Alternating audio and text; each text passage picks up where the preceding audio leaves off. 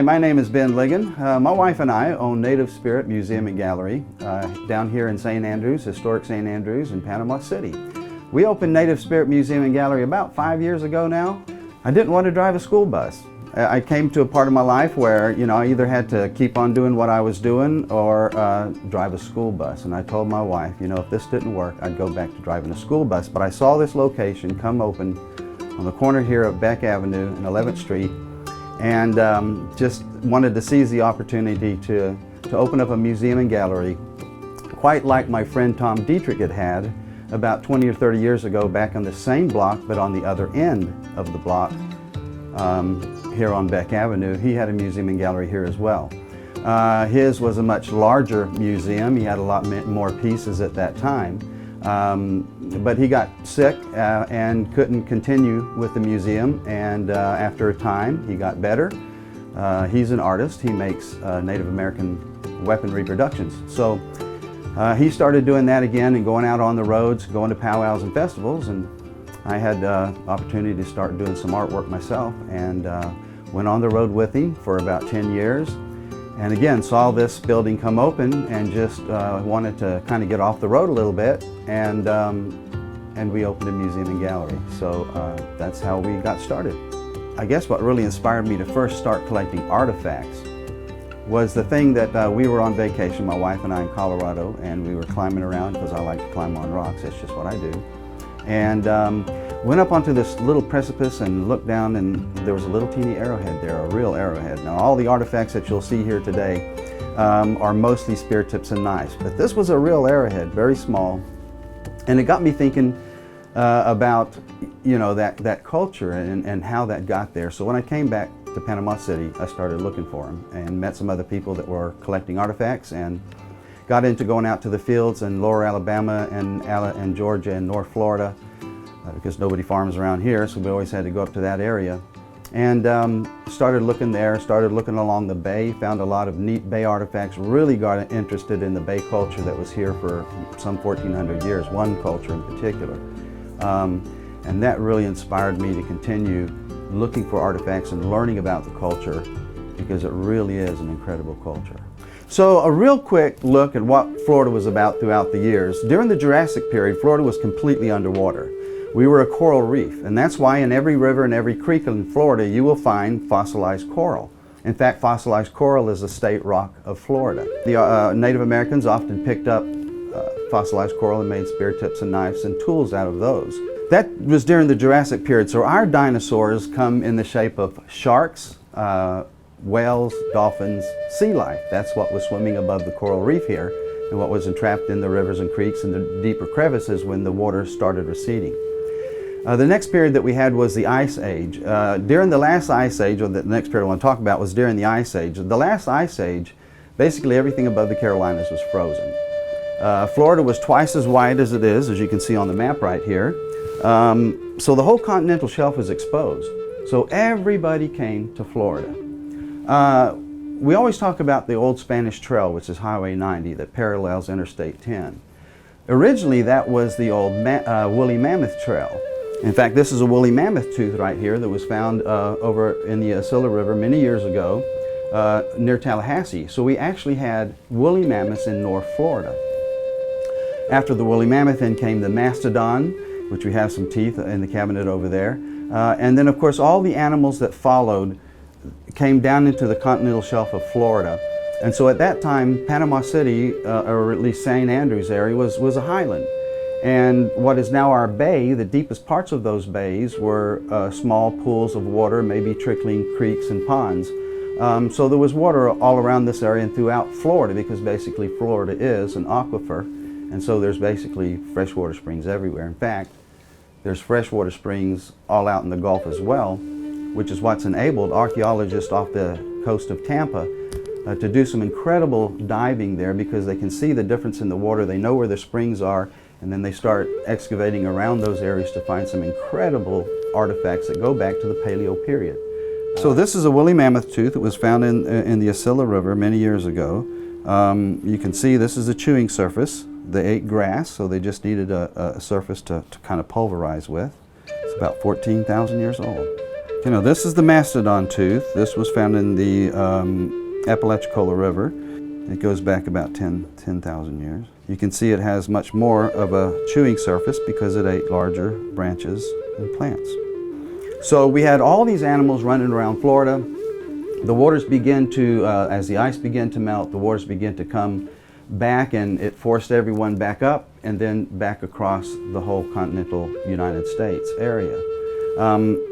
But what really fascinates me was the shell culture that we had here on our bay for some 1,400 years, not really sure exactly how long, but we had a culture here for some 1,400 years that left 32 pyramid truncated mounds on our bay. We had 32 pyramid truncated mounds here in St. Andrews, and there were 28 over in Choctawhatchee Bay, which is where Fort Walton and Destin is. Those mounds were originally partially excavated and documented by C.B. Moore in 1905. He's the one who actually did the first excavations and documentation of it. He did an incredible job with documentation. Not so great a job with the excavation, because back in those days it was basically taking a shovel and digging into the mound, and if it's something broken you pitch it aside, if it's whole you keep it. But what's really interesting is that C.B. Moore uncovered at the burial mound that's located near at the Navy base.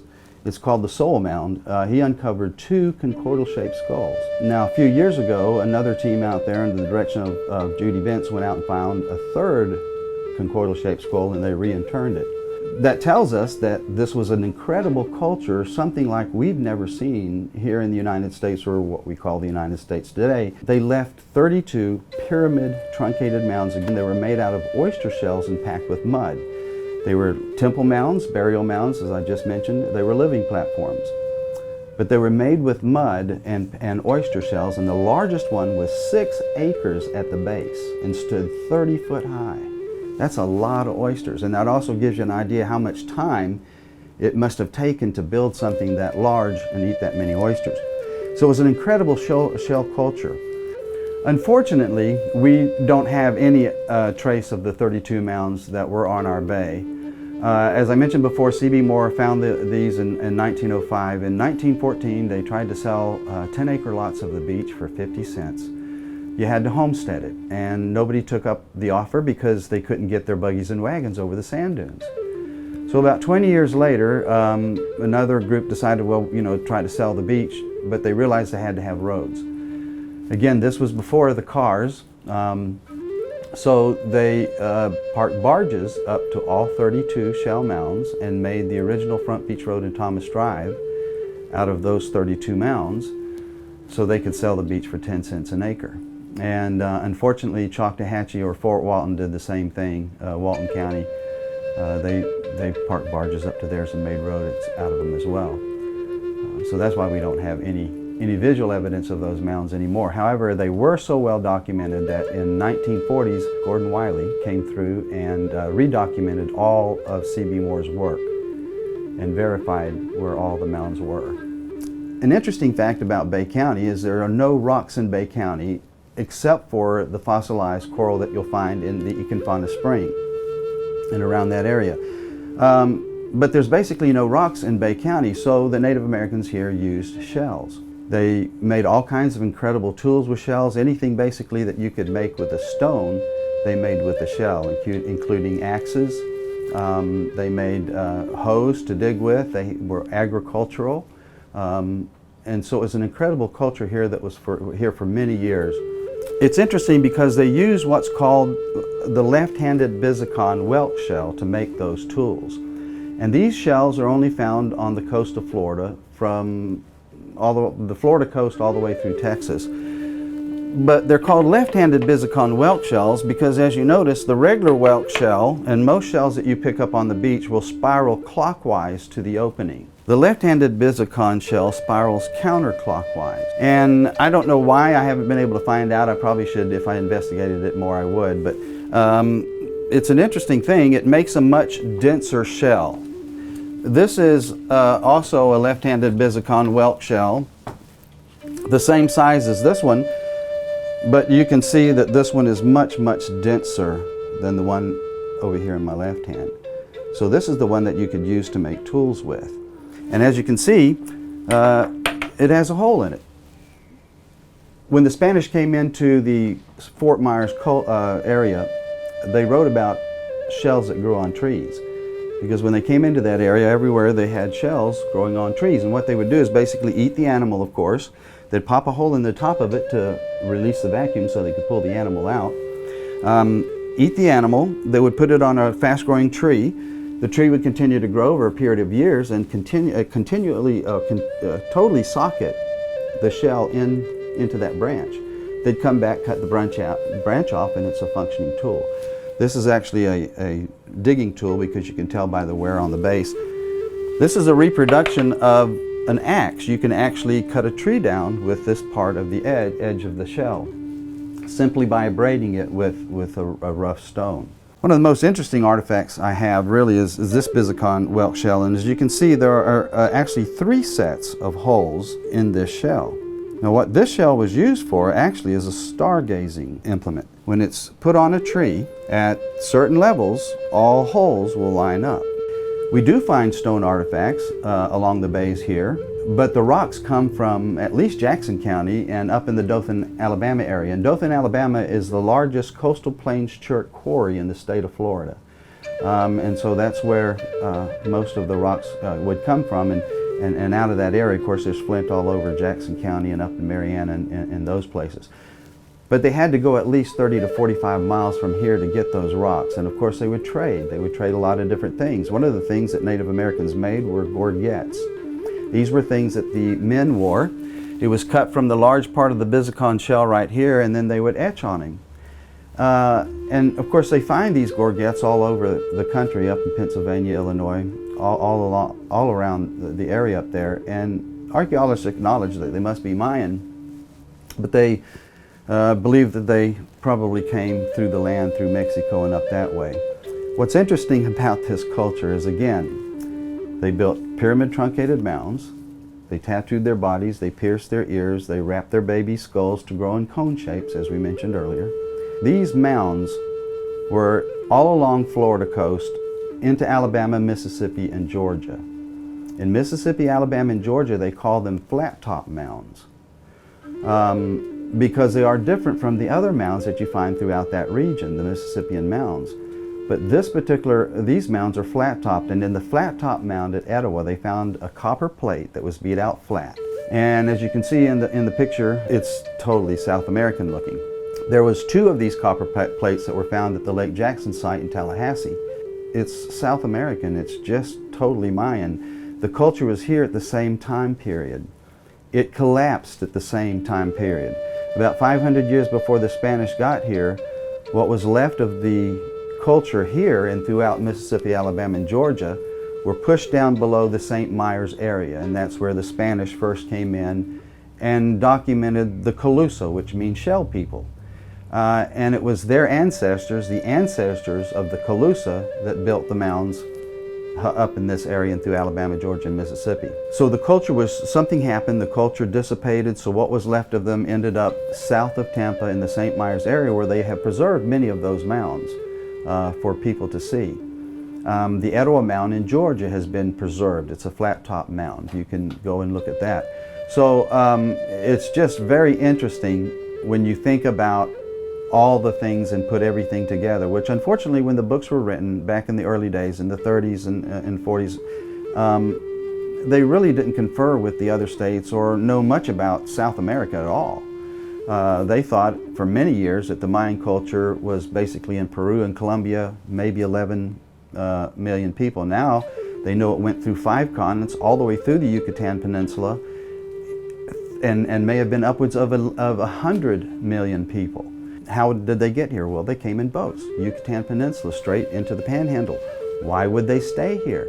Because we're part of the Dune Lake system that only occurs between Cape San Blas area up through about Pensacola.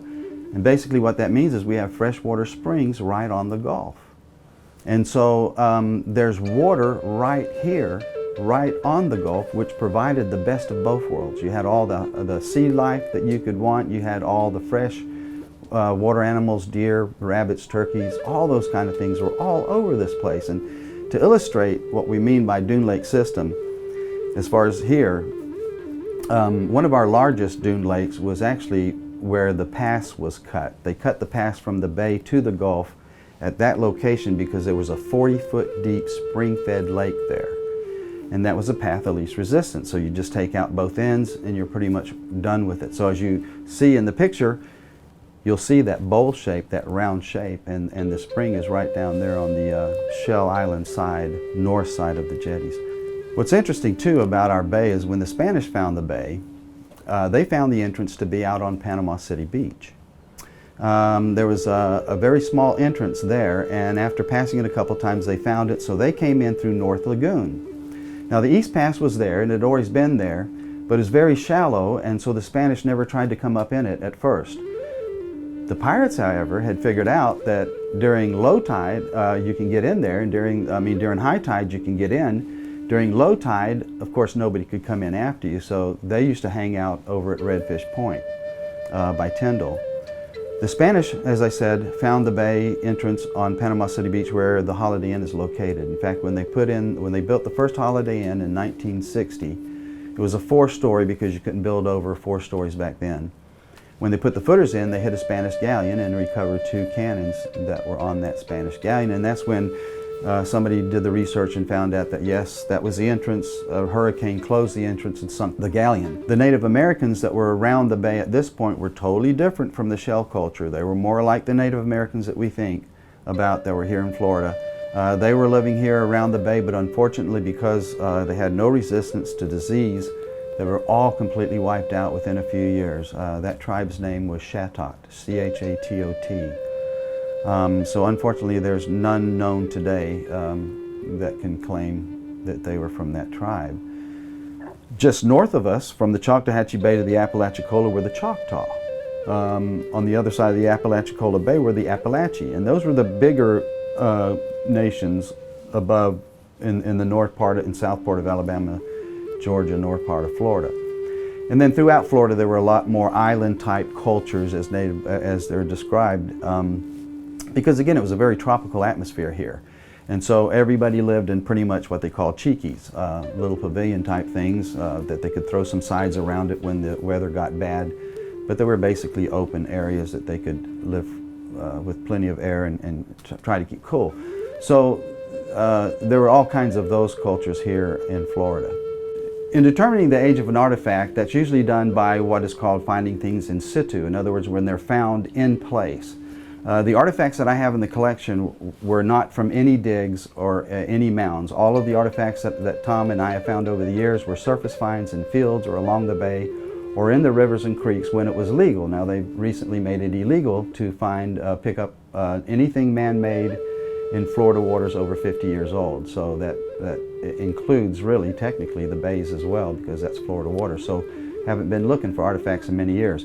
But the way you determine the age of an artifact is from an archaeological dig that determines the depth of the soil and also the artifacts that are found in situ with it.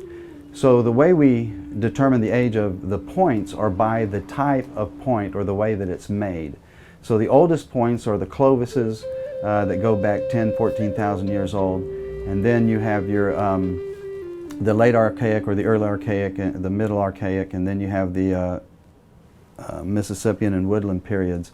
So after the Paleo period, the style of points changed, the way they made their artifacts changed, and that's how we determine how they are. The corner notch points are older than the stem base points, and so that's how we basically determine the age of artifacts. So we actually opened our business December of 2016. Of course, in October of 2018, we were visited by Hurricane Michael. I live on Panama City Beach and didn't really experience any problems at all. In fact, I looked out the door at 1 o'clock when it was supposed to be the worst time, and I'm thinking it's a high category 3. It wasn't so bad at all. The next morning I got up, went to town to check the business, and of course as soon as I came over the bridge it was a different world. It was totally different over here. Things were just absolutely destroyed. I had to finally get down Beck Avenue to check out the business. Fortunately, my business is lower than the rest of the block and it was protected by the buildings next to me. So the roof was maintained. I had a lot of water damage that came from the building next to me. But because I have cement floors and block walls, I was able to dry out rather quickly. Everybody else on the block has carpets and drywall and wood, and so of course when that got wet, and they all had roof damage, so we lost most of the businesses on Beck Avenue. Me and the fellas next door were the only store that were able to stay open after being closed for about 30 days. But I just remember every morning after the hurricane coming into town, helping family, trying to help with their issues and their damaged roofs and wet carpets. We'd spend all day, my wife and I, helping people, our family and friends, and then come by and load up the van, load up the car, and take just as much stuff home, starting with the perishable things, because we really didn't know if they were going to tear down the whole block or what would happen with looting. But fortunately we had no looting problems whatsoever. We have such a good community here. People are so conscious about each other, and especially at that time, because everybody had been hit hard. So everybody came together. We did what we could to get things back together, and fortunately, like I said, 30 days after the storm, we were able to reopen. We got things going again. It was real slow to start off with, of course, but we managed to stay open, and things were getting a little bit better. And then, of course, the COVID came along. We were forced to close middle of March through all of April, so we were closed for 6 weeks. During that time, I had a great time. I actually had a lot of fun working in the house and the yard, doing stuff that I hadn't had time to do in years. I guess that's the closest thing to retirement that I'll ever have. So I really enjoyed the time off, but was really anxious to get back open and to see what would happen when we did open up. And I was quite amazed by the response from the local community. Wanted to get out, wanted to do some local shopping. And it was just encouraging for all of us, and we're hanging in there. Things are going well. So I do some artwork myself. As I mentioned, Tom and I were on the road doing powwows and festivals all over the Southeast, and that's where I pick up a lot of the art that you see in the gallery. This is one of my pieces. I make them out of clay. I call this series the Spirit, Native Spirits. So it's the essence of something. This one happens to be the spirit of the giver. Every time I make one of these, she'll be giving something different. But I hand make them out of clay, and I use leather to decorate them with. I fire them once. One of the businesses that went out of business during the hurricane was Janie's ceramic shop, and she used to fire my pieces for me.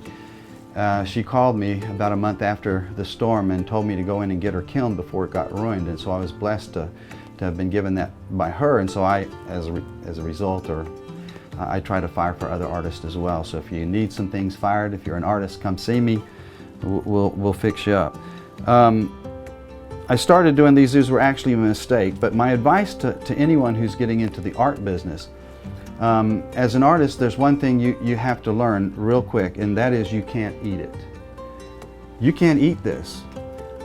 I can't do anything with this except sell it. And I can't sell it if I price it too high. And so many times, because we really like artwork and we're really getting into it and we're really starting off, we tend to price things too high. It's a lot easier. You can go up on your prices as demand calls for it.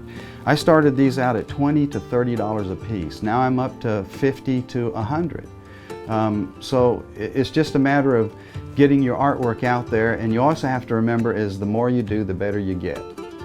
The 10th one is going to be better than the first one. So sell that first one, get rid of it and make another, make 2 more.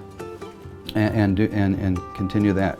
And kind of along the same lines, when it comes to starting a business, there was the old story of the elf and the shoemaker. He had enough leather to make 1 pair of shoes, and he woke up the next morning and there were 2, and it continued to multiply and multiply. And that's the thing, is when you get into business, it's going to take some years to get going, unless you have money behind you. If you got a lot of money behind you and you can start off with a store full of employees, that's great.